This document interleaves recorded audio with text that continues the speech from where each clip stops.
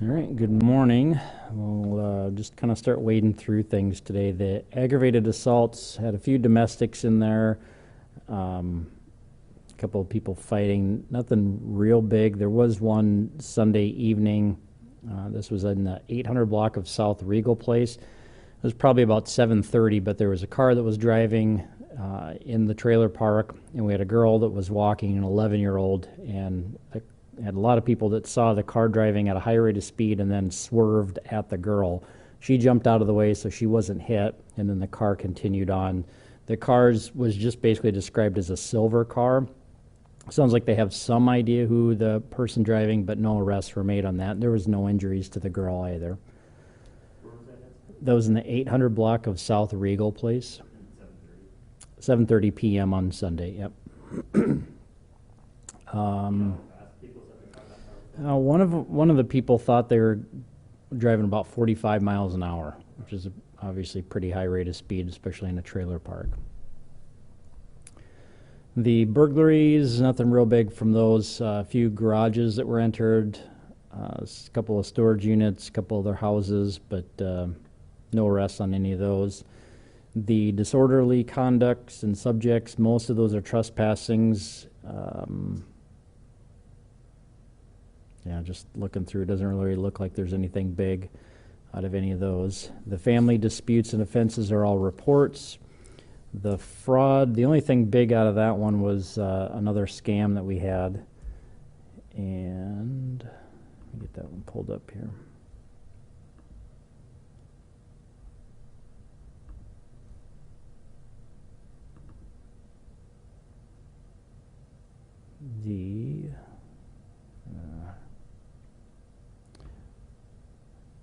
I don't know if this, there it is.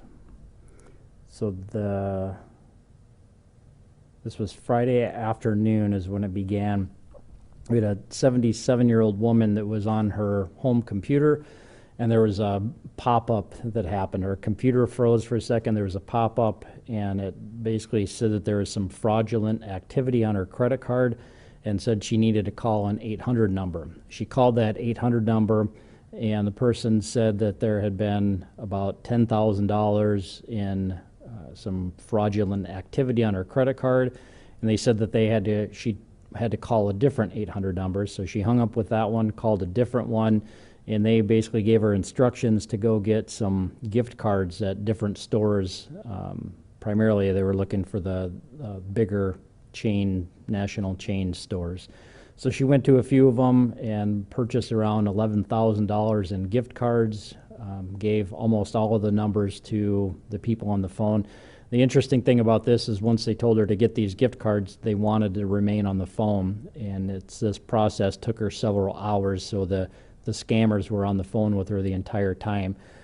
She gave the numbers and the credit, or I think she took pictures of the gift cards, but she gave that information to the people. They hung up, and then it was a short time after that she realized that it was a scam. This is a little bit new variation on what we've seen before, having the computer screen pop up like that. So it might have been just some random pop-up that happened, and unfortunately she fell victim to this and called them. But the same information we've given out before holds true with this one. If you have information, somebody tells you you owe them money or there's been some fraudulent activity, get a contact number.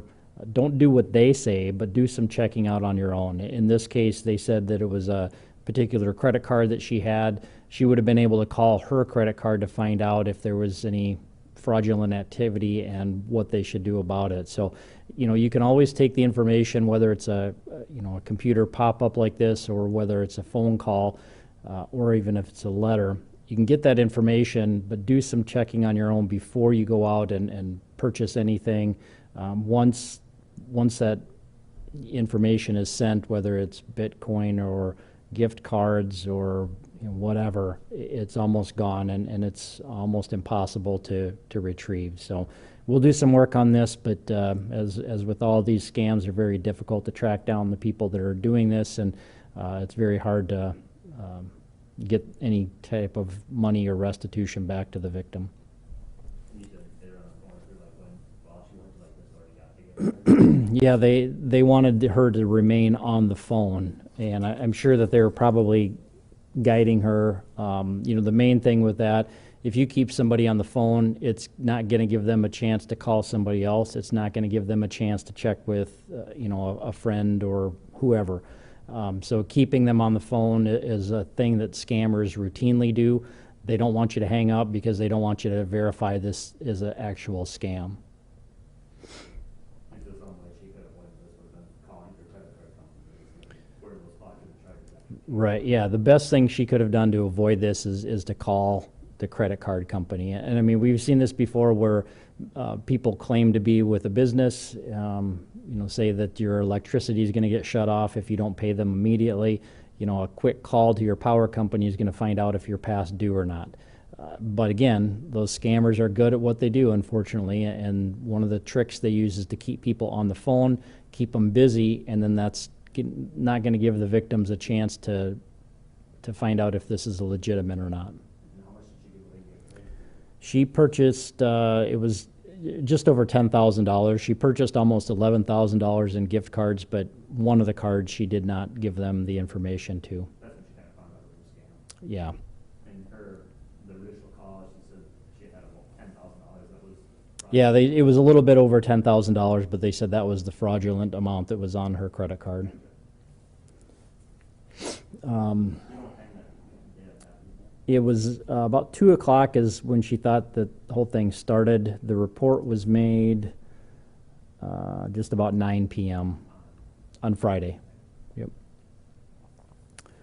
Nothing else big with the frauds, the larcenies, a lot of shopliftings, a lot of unlocked cars. There was one that had a unlocked car that had a handgun stolen from it.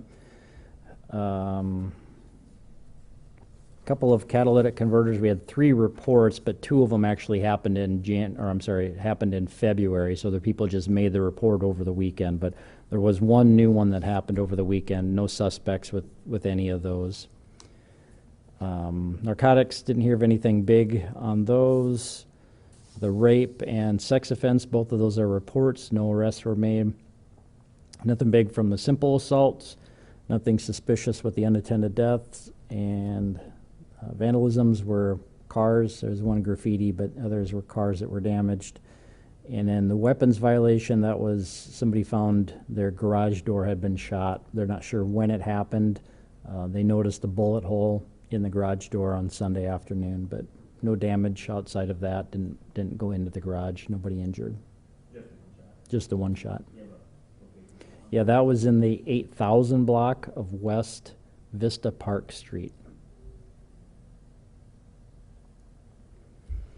And that's all I have, unless you guys have anything else. Can I ask, on the story with the project, was she on a specific website? I don't think it said. Let me see here. Just said she was doing some online shopping. It didn't say specifically where she was.